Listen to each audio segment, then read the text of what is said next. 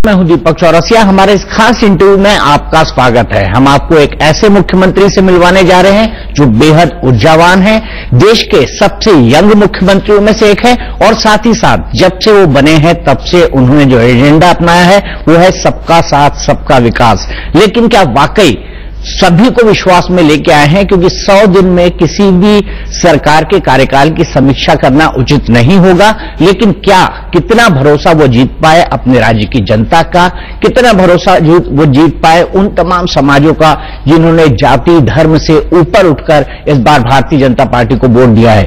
योगी जी, आपका India news में बहुत बहुत स्वागत है। उत्तर प्रदेश में हमेशा हमने एक जमाने में हमने मैंडेट देखा जो बिल्कुल फ्रैक्चर्ड मैंडेट होता था जब आपने सांसदी की शुरुआत की।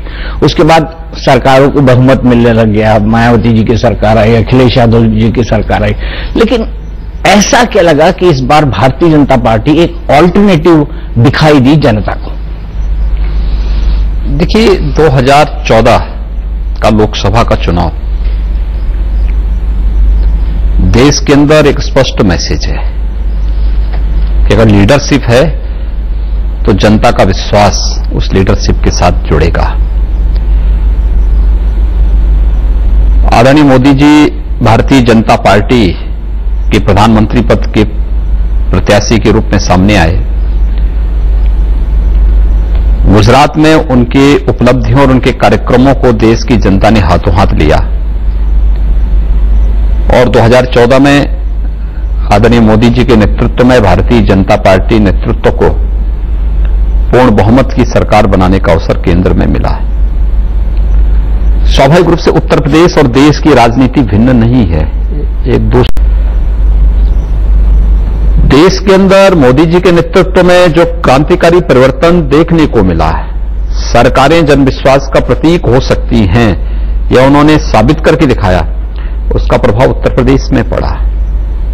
मोदी जी के नेतृत्व की भारतीय जनता पार्टी सरकार की उपलब्धियां और संगठन में आदरणीय श्री अमित शाह जी के नेतृत्व में जो रणनीति बनी, उसका परिणाम उत्तर प्रदेश के अंदर भारतीय जनता पार्टी को प्रचंड बहुमत के साथ पूर्ण बहुमत की सरकार के रूप में भारतीय जनता पार्टी प्रदेश में आई है और वह सरकार आज उत्तर प्रदेश के अंदर कार्य कर रही है। अगर देखा जाए तो वाकई में आपका ताज जो है कांटों भरा ताज है, क्योंकि उत्तर प्रदेश की इतनी बड़ी आबादी को संभालना कोई सामान्य काम नहीं है, बहुत बड़ा काम है। आपको इन 100 दिन के अंदर चुनौतियां ज्यादा दिखी या संभावनाएं? देखिए, जहां चुनौतियां होंगी वहीं संभावनाएं भी होंगी और मुझे लगता है कि नियत ठीक हो तो नियंता लक्ष्य तक अवश्य पहुंच जाएगा। हम लोग उस दिशा में कार्य करना प्रारंभ किए हैं। ये सच है कि पिछले 12-15 वर्षों में प्रदेश की कार्य संस्कृति पूरी तरह नष्ट हो गई थी। यहां व्यक्ति के लिए, परिवार के लिए यहां की संस्थाओं को नष्ट किया गया। उसकी कीमत प्रदेश चुका रहा है, इस प्रदेश ने चुकाया है। 1,21,000 किलोमीटर से अधिक गड्ढा युक्त सड़कें, 75 में से केवल 5 जिलों में बिजली मिल पाती थी, बाकी बिजली से वंचित रहते थे। जनता को बुनियादी सुविधाओं से तबाह कर दिया जाता था। अगर किसी ने कहीं आवाज उठाई तो झूठे मुकदमों में उठाकर के बंद कर दिया जाता था। ये जो चीजें उत्तर प्रदेश के अंदर थी, उसको समाप्त करके एक नई कार्य संस्कृति को जन्म देना है, जहां पर किसी के साथ किसी प्रकार का कोई भेदभाव न हो, न जाति, न मत, न मजहब, न संप्रदाय के आधार पर, बल्कि हम लोग भेदभाव किसी का नहीं करेंगे। शासन की योजनाओं को सबको देंगे, लेकिन तुष्टीकरण भी किसी का नहीं करेंगे और इस भाव के साथ हम लोग आगे बढ़े हैं। 100 दिन का कार्यकाल सरकार ने पूरा किया है। जिस ट्रैक पर सरकार आगे बढ़ना प्रारंभ की है, मुझे विश्वास है कि हम उन लक्ष्यों को अवश्य प्राप्त करेंगे जो उत्तर प्रदेश के संदर्भ में आदरणीय प्रधानमंत्री जी ने और आदरणीय राष्ट्रीय अध्यक्ष जी ने देखी हैं। प्रदेश की जनता ने जिस विश्वास के साथ इस सरकार को चुना है, हम उन अपेक्षाओं पर, उन आकांक्षाओं की पूर्ति करने में सफल होंगे, ये हमें विश्वास है। अगर हम आपकी पहले ही लाइन की बात करें, गड्ढा मुक्त सड़कें, आप चाहते थे कि मानसून के पहले 100% काम हो पाए, लेकिन 62% ही हो पाया। आपका एनालिसिस क्या कहता है, क्या कारण रहे कि काम कम हो पाया है? देखिए, हम लोग जब 19 मार्च को सत्ता में आए थे, लगभग 12-15 दिन तो पूरे प्रदेश के अंदर सर्वे कराने में और पूरी रिपोर्ट इकट्ठा करने में समय लगा। लेकिन प्रदेश की सरकारों को प्रदेश के अंदर सड़कों को गड्ढा मुक्त भी करना था। एक लक्ष्य रखा गया कि 15 जून तक आप इस कार्य को संपन्न करें, क्योंकि 15 जून के बाद मानसून आ जाएगा।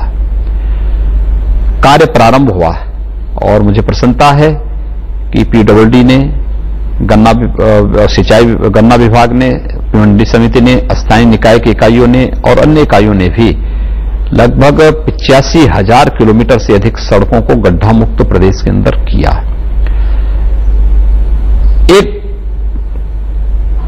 कठिन कार्य था, लेकिन उसको हाथ में लिया गया। हमारे सामने सबसे बड़ी चुनौती थी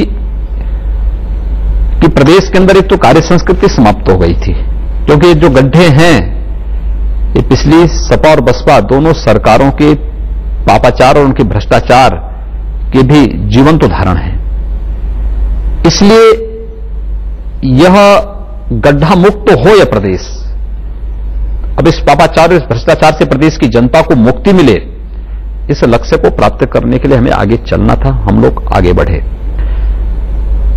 हमारे सामने दूसरा चैलेंज आया था कि खनन पे कोर्ट की रोक थी, और कोर्ट की रोक के नाते अचानक जब एकाएक प्रदेश के अंदर कार्य प्रारंभ हुए तो ये बात सामने आ गई कि कोर्ट की रोक के नाते मटेरियल मिलना बंद हो गया है। अब इसके लिए क्या किया जाना है? फिर हम लोग एक नए एफिडेविट के साथ कोर्ट में गए, न्यायालय ने हमें अनुमति दी और फिर हम लोगों ने ई टेंडरिंग के माध्यम से नए पट्टे जारी कराए। उस प्रक्रिया को पूर्ण होते हुए मई बीत गया। बाकी जो जून महीना था, 15 दिन, 20 दिन, 25 दिन का समय हम लोगों को जून के अंदर मिल पाया है, जिसमें हम लोगों ने कार्य को पूरा करने का प्रयास किया। और मुझे प्रसन्नता है कि 1,21,000 किलोमीटर में से लगभग 85,000 किलोमीटर की सड़कें गड्ढा मुक्त प्रदेश के अंदर हुई। खुद प्रधानमंत्री जी ने कहा था, और आपने भी अपनी कैंपेन में कई बार कहा कि ये जो है ये कारनामों वाली सरकार है, ये एक ऐसी सरकार है जिसके कारनामे बोलते हैं, काम नहीं बोलता है। मैं सबसे पहली बात करूं गोमती रिवर फ्रंट। आप सबसे पहले दिन या दूसरे दिन गए गोमती रिवर फ्रंट पर और आपने वहां पर जांच की घोषणा की। आपको अभी तक क्या मिल पाया उस जांच में, और आगे क्या करने वाले हैं हम, खासकर गोमती रिवर फ्रंट पर और एक्सप्रेस हाईवे पर? देखिए, पिछले 12-15 वर्षों में प्रदेश के अंदर ऐसे कारनामे होते रहे, काम सचमुच नहीं हुआ।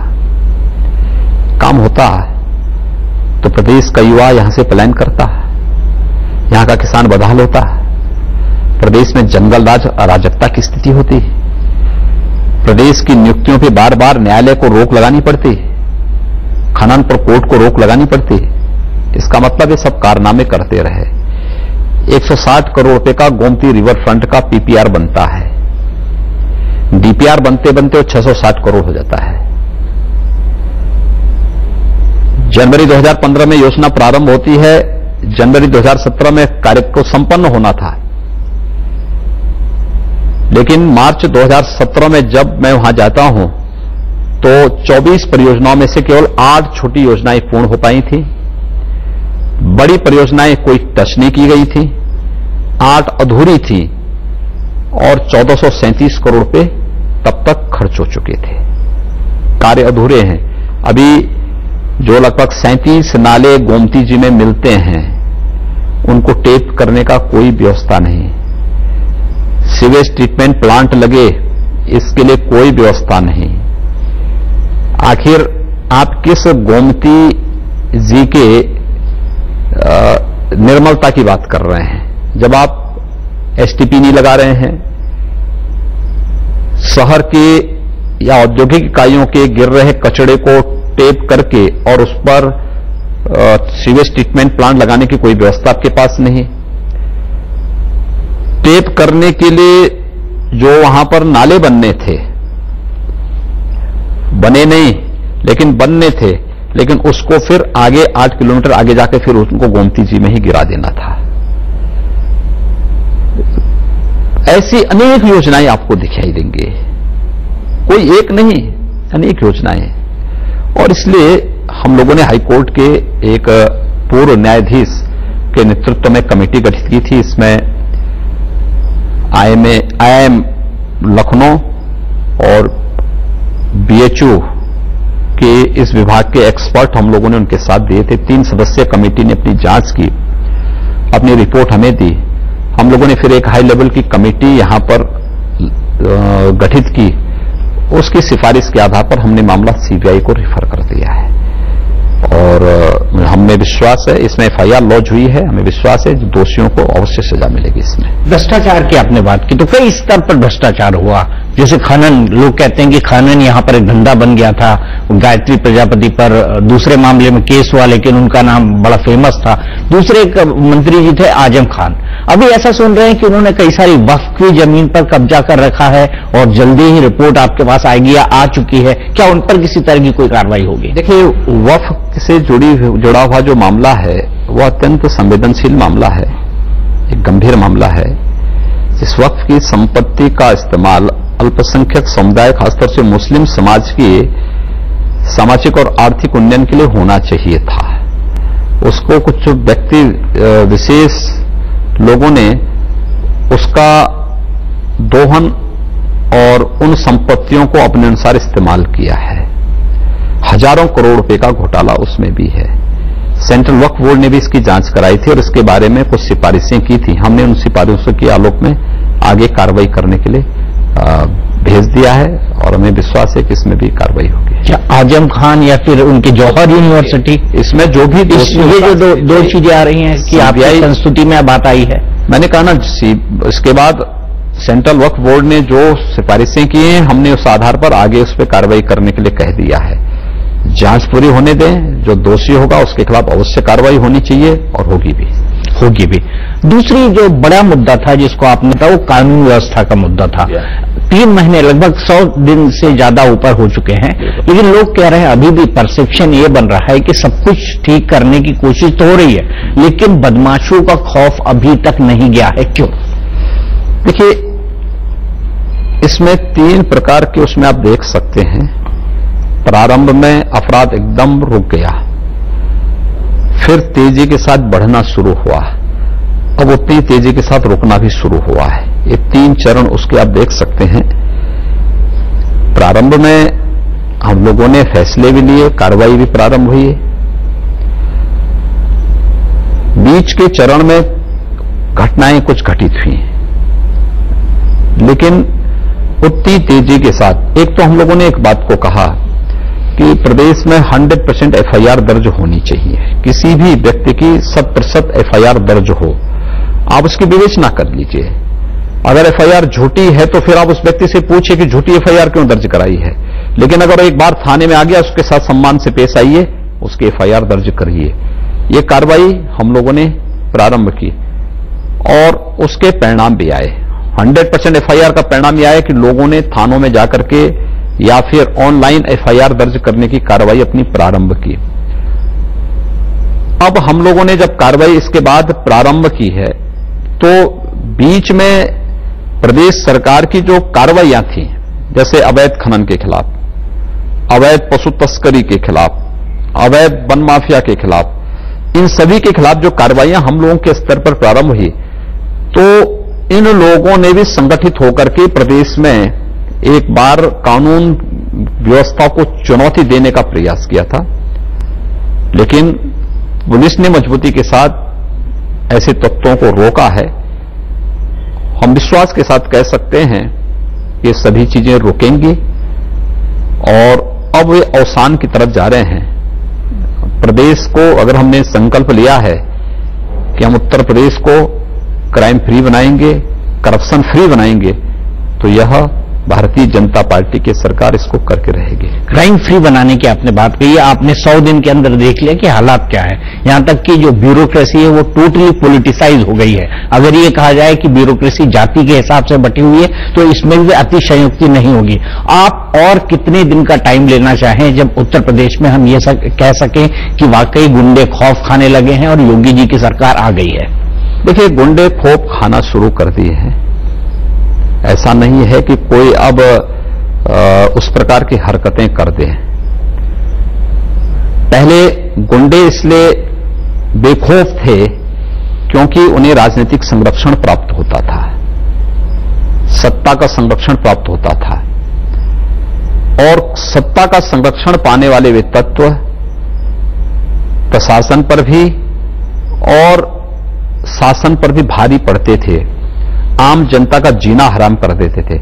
आज के दिन पर कोई भी अपराधी, कोई माफिया इस प्रकार की दुस्साहस नहीं कर सकता है कि जो व्यवस्था को चैलेंज कर सके। और हम लोगों ने स्पष्ट कहा है कि कानून के साथ खिलवाड़ करने की छूट किसी को मत दीजिए। जो कानून के साथ खिलवाड़ करेगा, सख्ती के साथ निपटो उससे। और अगर कहीं कानून के साथ सरेआम खिलवाड़ होगा तो जवाबदेही भी तय होगी। जवाबदेही तय होगी, लेकिन आप कितने दिन का टाइम और लेना चाहते हैं? कोई टाइम फ्रेम आपने किया है? टाइम फ्रेम नहीं, ये सतत चलने वाली एक प्रक्रिया है और हम लोग उत्तर प्रदेश को विकास की ओर अग्रसर करेंगे। प्रदेश में सुशासन स्थापित करना है। विकास और सुशासन, लेकिन आगे आप बात करें, आपने कहा कि पॉलिटिकल संरक्षण लोगों को ऐसा मिलता था, लेकिन जो राजनीतिक गुंडागर्दी है, माफ कीजिएगा इस शब्द का इस्तेमाल कर रहा हूं, अभी हमने देखा पहले समाजवादी पार्टी के लोग, कभी बहुजन समाज पार्टी के लोग, अब भारतीय जनता पार्टी के कुछ लोग भी ग्राउंड स्तर पर ऐसा कर रहे हैं। आज एक सीओ के ट्रांसफर की खबर आई क्योंकि उसने बीजेपी के एक नेता का चालान काट दिया था। सहारनपुर के अंदर एसपी के घर को घेर लिया गया और कहते हैं उसके अंदर बीजेपी का एक एमपी इन्वॉल्व था। इन सब चीजों पर आप क्या कहेंगे? ट्रांसफर पोस्टिंग में कार्यकर्ताओं को मुझे नहीं लगता इसको इस रूप में जोड़ा जाना चाहिए। ट्रांसफर पोस्टिंग में एकदम पारदर्शिता है, किसी भी प्रकार का वो नहीं है। हम लोगों ने एक ट्रांसफर पॉलिसी बनाई है, उस ट्रांसफर पॉलिसी के आधार पर ट्रांसफर पोस्टिंग हो रही है। या हां, बहुत सारे मामलों में किसी के परिवार में कोई गंभीर बीमारी से कोई उसके परिवार का कोई सदस्य पीड़ित है या कोई अन्य इस प्रकार के मामले में है तो उनको उसमें छूट दी गई है। पॉलिसी स्पष्ट है, हम लोगों ने पहले ही पॉलिसी तैयार करते समय उसको लागू कर दिया है। मुझे लगता है कि इसमें किसी प्रकार का दबाव नहीं। प्रशासन को भी इस बात को ध्यान में रखना होगा कि वह जनता के प्रति संवेदनशीलता का परिचय दें और अपनी कार्रवाई को अधिकाधिक पारदर्शी बनाएं, जिससे किसी को कहने का अवसर न मिले, उनकी कार्य प्रणाली पर उंगली उठाने का अवसर किसी को न मिले। और मुझे लगता है यह किए जाने की आवश्यकता है। एक बिगड़ी हुई कार्य संस्कृति को रास्ते में लाने के लिए थोड़ा बहुत वक्त लग सकता है, लेकिन अवश्य ये होगा, इसमें कोई संदेह किसी को नहीं होना चाहिए। और दूसरा बड़ा मामला है वो ये है कि सहारनपुर में हमने जातीय संघर्ष देखा, मेरठ में हमने जातीय संघर्ष देखा, मुजफ्फरनगर में पुलिसकर्मियों और थानों के ऊपर पथराव हुए। ये घटनाएं आपको क्या लगता है क्यों हो रही है? देखिए, प्रदेश के अंदर पिछले 100 दिनों में कोई दंगा नहीं हुआ। जिस प्रदेश में 5 वर्ष में 450 अधिक दंगे हुए हों और दंगाइयों को सत्ता का सीधे संरक्षण प्राप्त होता रहा हो, सेंट्रल फोर्सेस भेजी जाती रही हों जहां पर दंगों को नियंत्रित करने के लिए, उस प्रदेश में पिछले 100 दिन में एक भी दंगा नहीं हुआ। एक सहारनपुर में कुछ शरारती तत्वों ने आपसी विवाद को बाद में जातीय संघर्ष में बदलने का प्रयास किया, लेकिन हमारी पुलिस ने ही सख्ती के साथ उसको रोका है और उस पर कार्रवाई भी की है। निष्पक्ष कार्रवाई हुई है, माहौल एकदम शांत है और आगे भी रहेगा। जो तत्व अपनी बौखलाहट में भी पुलिस पे हमले कर रहे हैं, शामली है, मुजफ्फरनगर है, कानपुर है और भी 2-3 जगह इस प्रकार की घटनाएं घटित हुई, एकदम पुलिस अब भाग नहीं रही, पुलिस उनका मुकाबला कर रही है। ऐसे तत्वों के खिलाफ कार्रवाई भी कर रही है, बहुत सख्त कार्रवाई कर रही है। और इसकी शुरुआत तो पहले ही हम लोग कर चुके हैं। संबल में इस प्रकार की चीजें देखने को मिली थी। इससे पहले जो चीजें होती थी, बिगड़ी हुई व्यवस्था को रास्ते में लाने के लिए तो वक्त लगेगा, लेकिन नियत साफ होनी चाहिए। सरकार की नियत साफ है, हम ऐसे तत्वों के साथ सख्ती के साथ निपटेंगे। हमने पहले इस बात को कहा है कि हम किसी निर्दोष को परेशान नहीं करेंगे। हमारा ध्यान विकास के लिए है, प्रदेश के विकास के लिए हम कार्य करेंगे। लेकिन अगर किसी कानून के साथ कोई खिलवाड़ करने का दुस्साहस करेगा तो फिर ऐसे तत्वों के साथ सख्ती के साथ निपटने का कार्य भी प्रशासन करेगा। आपने कहा कि अपराधियों को खुली चेतावनी आपने दे दी, ब्यूरोक्रेसी को कहा कि ट्रांसपेरेंसी बरतें, लेकिन क्या आप भारतीय जनता पार्टी के कार्यकर्ताओं और विधायकों को कोई कहेंगे कि सत्ता के नशे में चूर ना हो, जो गलतियां समाजवादी पार्टी या बहुजन समाज पार्टी ने करी है वो ना दोहराएं? क्योंकि अभी ऐसे कुछ इंसिडेंट जैसे मैंने आपका जिक्र किया देखने को मिले हैं। देखिए, मुझे लगता है कि उसको बढ़ा चढ़ा करके ज्यादा प्रस्तुत करने का प्रयास हुआ है। समाजवादी पार्टी के लोग सरेआम सड़कों पे गुंडागिर्दी करते थे, रंगदारी वसूली करते थे, जंगल राज और अराजकता का माहौल पैदा करते थे। यहां इस प्रकार की कोई स्थिति नहीं। और अगर कोई कानून को हाथ मिलेगा तो पहले कह दिया गया है कि भाई जेन्युइन चीज तो सबकी कोई सुनेगा, पब्लिक की बात को तत्काल रिस्पॉन्ड होना चाहिए। एक जनप्रतिनिधि के नाते एक विधायक का दायित्व भी है कि पब्लिक की बात को लेकर के शासन प्रशासन तक पहुंचाएं। अगर वो पब्लिक की बात को शासन प्रशासन तक पहुंचा रहा है, इसको दबाव नहीं माना जाना चाहिए। जो होने लायक है आप उसको तत्काल कार्रवाई करिए, जो नहीं होने लायक है आप विनम्रता से उससे कह दीजिए कि भाई ये इसमें ये नियम विरुद्ध है, इसमें कार्रवाई नहीं हो सकती। वो रक्षक पैदा हो गए जगह जगह और उन्होंने मारना पीटना शुरू कर दिया। यूपी में कोई घटना नहीं हुई जी, प्रदेश के अंदर ऐसी कोई घटना नहीं, लेकिन पूरे देश में इसका एक आफ्टर इफेक्ट पड़ा। देखिए, देश के अंदर उसके बाद कोई प्रभाव उसके बाद नहीं पड़ा है, लेकिन प्रदेश के अंदर इस प्रकार का कोई इंसिडेंट नहीं हुआ और प्रदेश के अंदर इस प्रकार की घटनाएं होंगी भी नहीं। दूसरा मुद्दा किसानों की कर्ज माफी है। आपने वादा किया था कि कैबिनेट की पहली बैठक में हमने क्लियर करेंगे इसको, आपने क्लियर तो कर दिया, लेकिन अब पशुपेश ये है कि जो 36,000 करोड़ रुपए आपको बैंक्स को देना है वो लाएंगे कैसे? क्योंकि वित्त मंत्री अरुण जेटली जी ने साफ कह दिया है कि सरकार ये कर्ज माफी मतलब केंद्र सरकार इसके लिए पैसा नहीं देगी। हमने केंद्र से पैसा मांगा भी नहीं है, प्रदेश सरकार अपने रिसोर्सेस से वो पैसा देगी। हमारा बजट पास होने दीजिए, 11 जुलाई से हमारा विधानसभा चल रही है, हम लोग उसकी व्यवस्था कर दिए हैं। 28 जून को हम लोग बैंकर्स की बैठक भी कर चुके हैं। मैंने उन सबसे कह दिया है कि किसी किसान के घर में जो लोग और सीमांत किसान के दायरे में आता है और जिसके पर 31 मार्च 2016 तक 1 लाख तक का कर्जा हो, उसकी सूची जो उन्होंने उपलब्ध कराई है उसके तहत किसी को नोटिस नहीं जाना चाहिए। हम उसके अनुसार कार्रवाई कर रहे हैं। प्रदेश सरकार अपने रिसोर्सेज से इसको पूर्ति करेगी। हाँ, हम लोगों ने 2 बातें जोड़ी हैं। एक, हम प्रदेश की जनता पे कोई अतिरिक्त टैक्स नहीं लगाएंगे। तो दूसरा, हम प्रदेश के विकास को भी अवरुद्ध नहीं होने देंगे। प्रदेश की योजनाएं, विकास की योजनाएं द्रुत गति से उसी प्रकार से आगे बढ़ेंगे, लेकिन किसानों के प्रति किया गया जो हमारा वायदा है हम उसको पूरा भी करेंगे और उसको करने जा रहे हैं। योगी जी कैसे, ये भी सवाल है। 36,000 करोड़ रुपए बजट पास तो होने दीजिए, बजट पास होने के बाद चमत्कार भी आप देख लेना। चमत्कार होगा वाकई है, बिल्कुल, क्योंकि ये मेरे ख्याल से करेंगे ना, ये हम लोग करने जा रहे हैं। क्योंकि मैं आपको रिसेंट का एग्जांपल दूं, एक राज्य में कर्ज माफी करी थी तमिलनाडु में, वहां के हाई कोर्ट ने, और सुप्रीम कोर्ट ने उस पर बैन लगा दिया। तो इसको आप देखते हैं कि क्या इस मसले पर कोई कोर्ट चला जाए और कोर्ट से कोई आदेश लेकर आए? हम लोग विधानसभा में उसको लेके जा रहे हैं, हम तो बजट में उसका प्रावधान करने जा रहे हैं, कहीं कोई समस्या नहीं आएगी। हम लोग करने जा रहे हैं। हमने फिजूल खर्ची रोकी है, शासन के फिजूल खर्चों को रोक करके हम उसको किसान के सतत विकास और किसानों के आत्मनिर्भरता की ओर उसको आगे बढ़ाने के लिए हमने एक कार्रवाई की है। हम इस कार्यक्रम को आगे बढ़ाएंगे।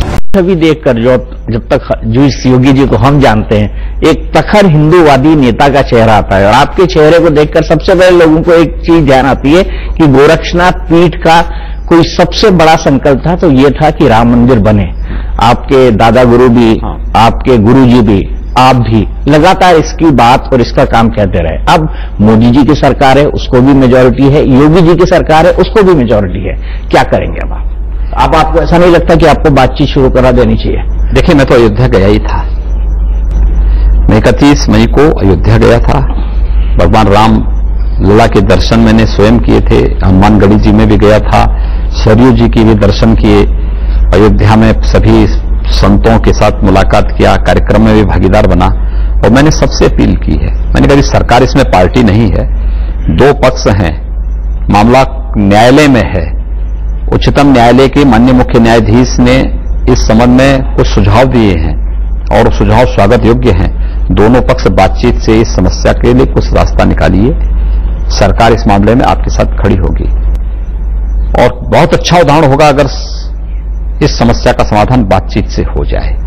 एक सौहार्द के लिए दुनिया के अंदर एक उदाहरण प्रस्तुत हो जाएगा। और मुझे लगता है उस अपील पर कुछ लोगों ने कार्य दोनों पक्षों ने प्रारंभ की है, हो जाएगा, स्वागत योग्य होगा, सरकार उनके साथ खड़ी होगी। नहीं, सरकार भी, उत्तर प्रदेश सरकार भी उस पूरे मसले की एक पार्टी है। अगर आप चाहें, उत्तर प्रदेश सरकार पार्टी नहीं है, ठीक है, आप उत्तर प्रदेश का मसला है, अगर मैं उस हिसाब से मान लूं, क्योंकि वो टाइटल सूट के बारे में है और दूसरा वर्क ऑफ फेथ की बात है कि आस्था की जगह है या नहीं, तो इसमें आप भी जाके सुप्रीम कोर्ट को कह सकते हैं, एक पिटीशन आप भी लगा सकते हैं। अगर दोनों, अभी उत्तर प्रदेश सरकार कहीं पार्टी नहीं है, अगर दोनों पक्ष किसी एक उस पर पहुंचते हैं, हम लोग चाहेंगे उस मामले में फिर दोनों पक्षों के साथ मिलकर के उस प्रक्रिया को आगे बढ़ाने में, और अच्छा होगा ये प्रक्रिया आगे बढ़ जाए। नहीं, आप कह तो रहे हैं, लेकिन इस प्रक्रिया को आगे बढ़ाने के लिए आप भी कदम उठा सकते हैं। भाई, आप इतने बड़े सूबे के मुख्यमंत्री हैं, अयोध्या का मसला सीधे सीधे उत्तर प्रदेश से जुड़ा हुआ मसला है, और आपने कहा मोदी और योगी सरकार दोनों आएगी तो अयोध्या जरूर बनेगा। ये आपने हमने अपने लोक कल्याण संकल्प पत्र में इस बात का उल्लेख किया कि संवैधानिक दायरे में रहकर के समस्या का समाधान निकालेंगे। तो संविधान का दायरा वही है कि या तो न्यायालय उसका फैसला करें या दोनों पक्ष बातचीत करके सरकार उस मामले में उनका सहयोग करें। मैं तो अपील करके आ गया हूं, हम उसको देखेंगे। कल किसी को ये बोलने का अवसर नहीं मिलेगा कि हमें बोला नहीं गया। मैं तो खुलेआम अपील किया हूं सबसे कि आप बातचीत से इसका कोई रास्ता निकालिए, दोनों पक्ष बैठिए, संवाद से बड़ी समस्या का समाधान हो सकता है, हो जाएगा, अच्छी बात होगी, स्वागत योग्य होगा, दुनिया के सामने एक उदाहरण होगा, देश के अंदर सौहार्द स्थापना का एक नया मार्ग प्रशस्त होगा। क्या आपको नहीं लगता जी, इस बात को आपने कई बार प्रखरता से कहा है, संसद में कहा है, संसद के बाहर कहा है कि सोमनाथ की तर्ज पे अयोध्या में राम मंदिर बनना चाहिए, क्या उसका वक्त अब नहीं आ गया है? देखिए, सोमनाथ मंदिर का मुद्दा और अयोध्या में राम जन्मभूमि का मुद्दा दोनों अलग अलग उसमें है। वह उस समय कोर्ट में नहीं था, ये सुप्रीम कोर्ट में है। सब जुडिस कोई भी मामला संसद में नहीं आ सकता, संसद उस पर बहस नहीं करती है। हाँ, कोई रास्ता निकलेगा, देर सवेर रास्ता जरूर निकलेगा, हम लोग ये मानते हैं, विश्वास है, दुनिया टिकी हुई है, ये मान के चलिए कि इसका भी कोई रास्ता निकलेगा। लेकिन आप लोग भी ये कहते थे कि पहले की सोमनाथ की तर्ज पर अयोध्या मंदिर का ना, बहुत सारे रास्ते हैं, बहुत सारे रास्ते हैं, रास्ता उससे निकलेगा। कौन सी ऐसी समस्या जिसका रास्ता न निकल सकता हो? उसके लिए कोशिश भी होनी चाहिए, उसके लिए पहल भी होनी चाहिए। मैंने कहा हम लोग तो अपील कर चुके हैं, हो सकता है कि इसमें कोई पहल हो रही हो, थोड़ा इंतजार कर लें। आप थोड़ा इंसाइट हमको भी दीजिए कि क्या वाकई कोई पहल हुई है? इंतजार कर लें, हो सकता है सार्थक परिणाम सामने आने वाले हों। लेकिन मैंने जो सुझाव दिया, कितना अच्छा होगा दुनिया के अंदर एक उदाहरण प्रस्तुत हो, खासतौर से इस रूप में 125 करोड़ आबादी का देश, जैसे जीएसटी के मुद्दे पर पूरा देश एक हो गया, हर विधानसभाओं ने मिलकर के जीएसटी को पास किया और संसद ने भी इसको पास करने के साथ ही जो भी आवश्यक संविधान संशोधन थे उसको पास करके 1 जुलाई से लागू कर दिया है। ये चीजें होनी चाहिए पूरे देश के। क्या आपको लगता है कि ऐसा कभी पॉसिबल है इस देश में? कौन सी चीज ऐसी है जो पॉसिबल नहीं है? लेकिन आप सोमनाथ के तर्ज पर आप बात नहीं करेंगे। नहीं, मैंने कहा ना, मैं किसी एक चीज का समर्थन या विरोध करने की बात नहीं कर रहा हूं। जो अनुकूल होगा, उचित होगा, प्रदेश के हित में होगा, उस प्रकार का कदम उठाने में प्रदेश सरकार कोई संकोच नहीं करेगी। दूसरा मुद्दा अगर हम बात करें तो अल्पसंख्यकों को लेकर आप जब से आए हैं, लोग ये कह रहे हैं कि मोदी जी आ गए, ये तो योगी जी आ गए, वहां पे मोदी जी आ गए, योगी जी भगवा वस्त्रधारी हैं। अब शायद जो है अल्पसंख्यक, आपके पुराने बयानों को बार बार लोग पेश करते हैं और ये कहते हैं कि अब शायद अल्पसंख्यक उतने सुरक्षित ना रहें। आपने सबका साथ सबका विकास का नारा दिया है। मुझे ये बताइए, उनको एश्योर करने के लिए आपकी जो बुकलेट है उसको मैं पढ़ रहा था, 100 दिन विश्वास के, आपने उनका कितना विश्वास जीता है? जो सड़कें बनी हैं, क्या वो केवल हिंदुओं के लिए बनी है क्या? हम बिजली दे रहे हैं प्रदेश के अंदर सभी 75 जिलों में। क्या हमने भेदभाव किया है क्या कि मंदिर में देंगे मस्जिद में नहीं देंगे, या हिंदू मोहल्ले में देंगे मुस्लिम मोहल्ले में नहीं देंगे? ये तो सबके लिए हो रहा है ना। स्वास्थ्य के क्षेत्र में कार्य कर रहे हैं, शिक्षा के क्षेत्र में कार्य कर रहे हैं। 1,52,00,000 बच्चों को यूनिफॉर्म देने जा रहे हैं प्रदेश में। भारत का हर बच्चा है, हर जाति का है, हर मत और मजहब का है। बिजली हम दे रहे हैं 24 घंटे हर जिला मुख्यालयों पर, 20 घंटे हर तहसील मुख्यालयों के साथ साथ संपूर्ण बुंदेलखंड को, और 18 घंटे ग्रामीण क्षेत्र में। तो क्या इसमें लिखा, कोई मत और मजहब लिखा है क्या? हम लोगों ने किसानों के कर्ज माफी की घोषणा की, कार्रवाई उस पर चल रही है। 86 लाख किसान लाभान्वित होंगे, तो केवल हिंदू किसान होगा क्या? उसमें हर प्रकार का किसान है, हर जाति, हर मत, हर मजहब का है। गन्ना किसानों के गन्ना मूल्य का भुगतान करवाया गया 22,500 करोड़ रुपए से ऊपर का, हर एक व्यक्ति का है। दिव्यांगों की पेंशन बढ़ाई गई, वह हर जाति, हर मत, हर मजहब का है। विकास सबका करेंगे, बिना भेदभाव का सबका करेंगे, लेकिन तुष्टिकरण किसी का नहीं करेंगे। आपने कहा कि 3 तलाक से पीड़ित जो मुस्लिम महिलाएं हैं, अगर मुझे उनको आर्थिक सहायता देने की जरूरत पड़ी तो हम ऐसा करेंगे, अगर हमको जरूरत पड़ी तो हम कुछ ऐसा कदम उठा सकते हैं। देखिए, लेकिन अब मुसलमान समाज ये कह रहा है, माफ कीजिएगा मैं कंप्लीट कर लूं, अब मुसलमान समाज ये कर रहा है कि बीजेपी ने तो महिला और पुरुषों में अल्पसंख्यकों को बांट दिया। देखिए, हमने बांटा नहीं है। आधी आबादी को न्याय देने, आधी आबादी को सम्मान के साथ आगे बढ़ने का एक अवसर दिया जा रहा है। माफ करना, यह समाज केवल पुरुषों पर आधारित होकर के बहुत तरक्की नहीं कर पाएगा। उस आधी आबादी को आप न्याय और सम्मान से वंचित नहीं रख सकते, और उस दिशा में एक प्रयास है। इसमें केवल तलाकशुदा महिलाएं नहीं आएंगी, बल्कि वे हिंदू महिलाएं भी आ जाएंगी इसके दायरे में, जिनके पति ने छोड़ा हो या जो विधवा हो गई हो, उन सबके कल्याण की हम बात कर रहे हैं। उन सबके लिए कार्यक्रम चलाने की बात कर रहे हैं, और उसके लिए हमारा महिला कल्याण विभाग हेल्पलाइन भी जारी किया है।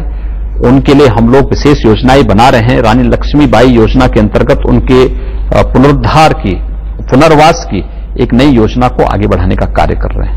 अब इसमें हम आगे बढ़े, एक बयान आपका बड़ा चर्चा में लाया जाता है जो 2010 का है, आपने महिला आरक्षण पे दिया है, जिसमें आप महिला आरक्षण के खिलाफ रहे हैं। अब लोग बोलते हैं कि मुख्यमंत्री बनने के बाद लग रहा है योगी जी बदल गए हैं, अब समानता की बात करते हैं। पहले वो उन्होंने महिला आरक्षण का विरोध किया था। हमने ये बात कही थी कि 33% क्यों, 50% क्यों नहीं? ये आरक्षण 50% क्यों नहीं हो सकता? और अगर होना चाहिए तो पूरा देना चाहिए उनको। क्यों ना 33% ही दे दिया जाए? पहले 33 से शुरुआत तो करें। अरे हम कह रहे हैं कि जहां दिया गया उसकी समीक्षा करके आवश्यकता पड़ती, अगर अच्छे परिणाम आते तो 50 उनको 100% दीजिए ना। 50% पे उनका हक है, 50% दीजिए आप उनको, इसमें कौन बुरी बात है? आगे बढ़ते हैं। महिला सुरक्षा प्रदेश सरकार के लिए एक बहुत बड़ा चैलेंज बनी हुई है। गैंग रेप की वारदातें बढ़ी हैं, लड़कियों को उठा जाने वाली, गांव में इस तरह की वारदातें बढ़ी हैं, शहरों में वारदातें बढ़ी हैं। एंटी रोमियो एक्ट पहले खड़ा किया गया था, लेकिन अब ऐसा लगता है कि उसमें भी ढीलापन आ गया है। इसके क्या कारण है? देखिए, ढीलापन नहीं आया है। हम लोगों ने एंटी रोमियो एक्ट प्रदेश के अंदर गठित किया है और 13 लाख से अधिक मामले सामने आए हैं। आप सोचेंगे कि इसमें 8 लाख से ऊपर मामलों में हम लोगों ने उन लोगों को चेतावनी देकर छोड़ा। 5 लाख से अधिक मामले ऐसे थे जिसमें हम लोगों ने उनके परिवार के लोगों को सौंपा।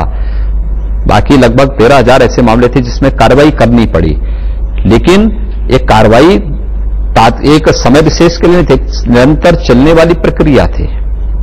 गाइडलाइन एक उसमें जारी की गई थी, उस गाइडलाइन के अंतर्गत तो कार्रवाई हो रही थी और वो प्रदेश के अंदर निरंतर चल रहा है। आपको क्या लगता है, जो अभी तक के हमने देखी उसमें एंटी रोमियो एक्ट के बाद में ऐसा होने लगा कि लोग जो अपने कंसेंट के साथ भी एक दूसरे के साथ घूम रहे हैं, कहीं लोग उनकी पिटाई कर देते थे, ऐसे कुछ इंसिडेंट हुए? ऐसा नहीं। यूपी में देखिए, एंटी रोमो स्क्वाड गठित होने के साथ यूपी में हम लोगों ने व्यवस्था जरूर की, उसके साथ एक गाइडलाइन भी दे दी थी, और गाइडलाइन का वॉलेशन जिसने भी किया उस पुलिस अधिकारी या कर्मी के खिलाफ भी कार्रवाई हुई है, और स्पष्ट निर्देश हैं कि उन गाइडलाइन का ही पालन करके आप कार्रवाई करेंगे, जो उसका उल्लंघन करेगा वह भी उसमें दोषी माना जाएगा, और उसमें अगर कहीं हुआ तो उसमें कार्रवाई भी हुई है। लोगों ने इस बात की आलोचना भी की, कुछ लोगों ने कहा कि रोमियो और जूलियट तो एक मतलब हमारे इतिहास के या फिर हमें साहित्य के बहुत बड़े फिगर थे, तो एंटी रोमियो क्यों? रोमियो ने क्या बुरा किया? एक ऐसा शब्द जो लोगों को टच करता हो वह देना आवश्यक था, और इसलिए हम लोगों ने उस शब्द दे करके और नाम दे करके लोगों को उसके प्रति आगाह कर दिया। जो बहु बेटियों की सुरक्षा पर, माताओं बहनों की सुरक्षा के लिए खतरा बने हुए थे, उन लोगों के लिए इस प्रकार की चेतावनी आवश्यक थी, आगे भी आवश्यक है, और हम इसको निरंतर आगे बढ़ाएंगे। नहीं, जैसे एक ऑपरेशन पहले हुआ, उसका नाम दिया गया ऑपरेशन मजनू, कई जगहों पे दिया जाता है। तो लैला मजनू तो हमारे इपिक फिगर थे, हीर रांझा हमारे इपिक फिगर थे, रोमियो जूलियट जो है वो इपिक फिगर थे। ठीक है, जिसके लिए रहे होंगे, लेकिन समाज में समाज की एक सभ्य समाज की व्यवस्था को संचालन करने के लिए किसी को शरारत करने की छूट हम खुलेआम सड़कों पे नहीं दे सकते, सार्वजनिक पार्कों में नहीं दे सकते, किसी विद्यालय, किसी चिकित्सालय या किसी भीड़ भाड़ वाले बाजारों में नहीं दे सकते हैं।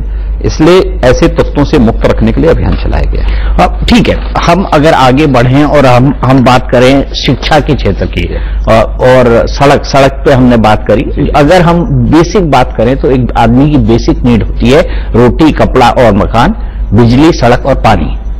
इन बेसिक नीडों में आपने सड़क की तो बात कर ली, बिजली का क्या होगा? क्योंकि बिजली को लेकर लगातार कंट्रोवर्सी हुई थी समाजवादी पार्टी की सरकार के बीच में, और केंद्र सरकार की परियोजनाओं को लागू करने के लेकर अखिलेश ने कई जगह बड़ी इनकंसिस्टेंसी दिखाई थी, उन योजनाओं को लागू नहीं किया था।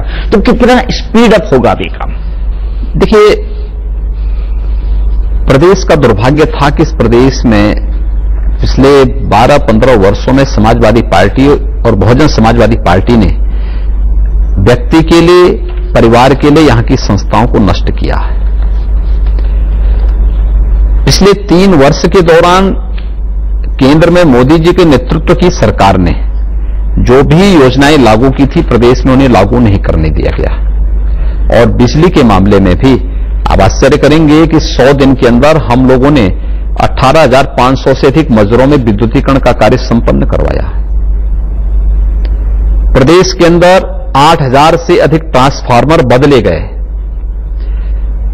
एक टोल फ्री नंबर जारी करके एक व्यवस्था लागू कर दी गई कि ग्रामीण क्षेत्र में ट्रांसफार्मर चलेगा तो 48 घंटे के अंदर बदल जाए, शहरी क्षेत्र में बदले तो 24 घंटे के अंदर उसको बदलने की कार्रवाई करी है।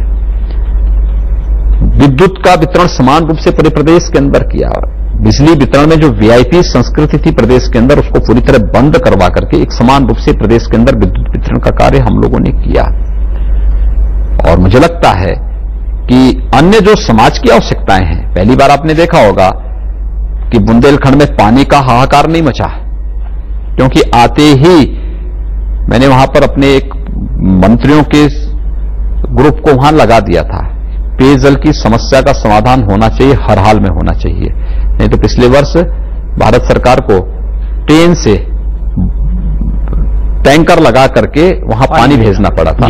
इस बार हमने नहीं होने दिया। ऐसा नहीं कि गर्मी इस बार न पड़ी हो, लेकिन तब भी हम लोगों ने इस समस्या का समाधान किया है। भगवान चाहेंगे हम 2 साल के अंदर बुंदेलखंड की इन सारी समस्याओं का समाधान पूरी तरह कर देंगे। 100 दिन पूरे हो चुके हैं, मोटे तौर पर आपने एजेंडा साफ कर दिया है, बट आपको इन 100 दिनों के अंदर और कौन से 2 प्रायोरिटी के इशू लगते हैं जिस पर आपको लगता है कि आप अभी तक काम शुरू नहीं कर पाए? देखिए, प्रदेश के अंदर पलायन एक समस्या है, और उस युवा को हम लोगों ने स्किल डेवलपमेंट को, अपने वोकेशनल एजुकेशन को एक साथ जोड़ करके एक प्रयास हम प्रारंभ करने जा रहे हैं। हर वर्ष हम 8 से 10 लाख यूथ को व्यावसायिक शिक्षा दे करके और स्किल डेवलपमेंट के माध्यम से उसको रोजगार देने की व्यवस्था करें। लेकिन इसके लिए चाहिए औद्योगिक वातावरण। हम अपनी नई औद्योगिक नीति के साथ आने जा रहे हैं। हम अपनी एक नई टेक्सटाइल पॉलिसी के साथ हम उत्तर प्रदेश के अंदर लागू करने जा रहे हैं। उत्तर प्रदेश की बुनियादी केवल जन कल्याणकारी योजना ही नहीं, हम और भी अनेक ऐसी योजनाओं के साथ आने जा रहे हैं जो प्रदेश के बुनियादी ढांचे के विकास में मददगार होंगी। और उस देश से पूर्वांचल एक्सप्रेसवे के साथ साथ बुंदेलखंड को भी एक्सप्रेसवे के साथ हम लोगों ने जोड़ने की कार्रवाई प्रारंभ की है। हर जिला मुख्यालयों को अच्छे मार्गों से जोड़ने की एक बड़ी कार्य योजना हम लोगों ने प्रारंभ की है। प्रदेश के अंदर टूरिज्म के विकास के लिए, यानी यहां पे धार्मिक पर्यटक है ही, साथ साथ हमारे पास इको टूरिज्म के लिए भी बहुत सारी संभावनाएं उत्तर प्रदेश के अंदर हैं। इसके लिए हम लोग कार्य करने जा रहे हैं। हम लोगों ने लक्ष्य निर्धारित किया है कि स्वच्छ भारत अभियान के अंतर्गत प्रदेश के अंदर अधिक से अधिक जनपदों को खुले में शौच से मुक्त करने की कार्रवाई हो, उसको एक अभियान के रूप में हम लोग ले रहे हैं और उसके लक्ष्य, उसके परिणाम भी सामने आएंगे। 2019 की बात करें, आपको कितनी बड़ी चुनौती लगता है? और लोग ये कहते हैं कि योगी जी को इसलिए लाया गया ताकि 2019 में जो हिंदुत्व का एजेंडा है वो एक तरह से उसको आगे पुश करे। वो देखिए, हमारे पास दुनिया का सबसे लोकप्रिय नेतृत्व है आदरणीय मोदी जी के रूप में। मोदी जी के नेतृत्व में 2019 में उत्तर प्रदेश के अंदर 100% परिणाम आएंगे, ये मैं विश्वास के साथ कह सकता हूं। और हम लोग उस दिशा में प्रयास, पूरी मेहनत के साथ कार्य कर रहे हैं। महागठबंधन बन पाएगा? सपा, बसपा, कांग्रेस, आपको लगता है कि कोई संभावना है? देखिए, गठबंधन बने न बने ये उनका विषय है। सवाल ये है कि प्रदेश की जनता ने 2014-2017 में परिवारवाद, जातिवाद इसको पूरी तरह से खारिज कर दिया है। अब प्रदेश में जातिवाद की राजनीति के लिए, तुष्टीकरण की राजनीति के लिए, परिवारवाद की राजनीति के लिए कोई स्थान नहीं होगा। आखिरी सवाल योगी जी, मुझे लगता है कि आपके बयानों से अब कि मुख्यमंत्री बनने की क्या क्या मजबूरियां होती है वो कहीं ना कहीं झलकने लगी है। क्या आपको लगता है कि पुराने वाले योगी आदित्यनाथ जो बिंदास, बेबाक, बेलास बोला करते थे, उसकी जगह मुख्यमंत्री योगी आदित्यनाथ, ये पोजीशन थोड़ा टफ है? देखिए, योगी आदित्यनाथ जो पहले थे वही, क्योंकि जैसे सोमनाथ और अयोध्या की बात करी, आप इसके प्रखर समर्थक थे कि सोमनाथ की तर्ज पर अयोध्या का मंदिर बने। हमें कह रहे हैं भाई, सोमनाथ भी हमारा 12 ज्योतिर्लिंगों में प्रथम ज्योतिर्लिंग है, हमारी आस्था का प्रतीक है। अयोध्या भी हमारी आस्था का प्रतीक है, इसमें कौन सी बात है? लेकिन जो सच है उस सच को सच रूप में कहना, हमने वो कहा। लेकिन आपका एक स्टैंड ये भी था विश्व हिंदू परिषद और बीजेपी का कि आस्था के मामले कोर्ट नहीं तय कर सकती। भाई, न्यायालय में हम तो नहीं गए ना, न्यायालय में गए तो दूसरा पक्ष है। हम लोगों ने तो कह दिया था कि भाई जो फैसला हुआ है आप उसका पालन करिए। दूसरा पक्ष जो पहले कहता था उससे स्वयं मुकर करके कोर्ट चला गया। तो कोर्ट में हम लोग नहीं गए। सवाल ये है कि मैं जो पहले था वही आज भी हूं, आगे भी वही रहूंगा। लेकिन हां, जिन मूल्यों, जिन आदर्शों के लिए हम लोगों ने संकल्प लिया है उसको पूरा करने की जिम्मेदारी है, हम उसको पूरा भी करेंगे। सिर्फ 4 घंटे कैसे सोते हैं आप? डॉक्टर भी कहता है कि 6 से 8 घंटे की स्लीप बहुत जरूरी है। ऐसा नहीं है, ऐसा नहीं है। हम लोग कार्य भी कर रहे हैं और भरपूर नींद भी ले रहे हैं और जन अपेक्षाओं पर खरा उतरने की जो कसौटी है उस पर पूरा उतरने का प्रयास कर रहे हैं। पर योगी जी योगी आदित्यनाथ ही रहेंगे और दूसरी कोई अपनी इमेज आप नहीं देखना चाह रहे? योगी आदित्यनाथ के रूप में कार्य कर रहा हूं और लोक कल्याणकारी अभियान में पार्टी ने, प्रधानमंत्री जी ने, राष्ट्रीय अध्यक्ष जी ने अवसर दिया है उस अभियान को आगे बढ़ाने में। अगर सहयोगी बन पाऊंगा तो मुझे लगता है कि धर्म का उस हेतु को पूरा करूंगा जो उसका अभ्युदय का पक्ष है उसको पूरा करने में अपना योगदान दे पाऊंगा। चलिए, बहुत बहुत शुक्रिया। तो ये थे उत्तर प्रदेश के मुख्यमंत्री योगी आदित्यनाथ जी, एक ऐसे राज्य के मुख्यमंत्री जिसकी जनसंख्या के हिसाब से जिसे विश्व का छठा सबसे बड़ा देश माना जाता है, ये कहा जाए तो गलत नहीं होगा। योगी जी ने हमारे साथ खुलकर बात की और जो सबसे महत्वपूर्ण बात उन्होंने हमसे कही है वो उनमें से एक ये है कि सबका साथ सबका विकास का नारा उनका अंतिम लक्ष्य है और इसी के लिए लगातार वो काम करते रहेंगे।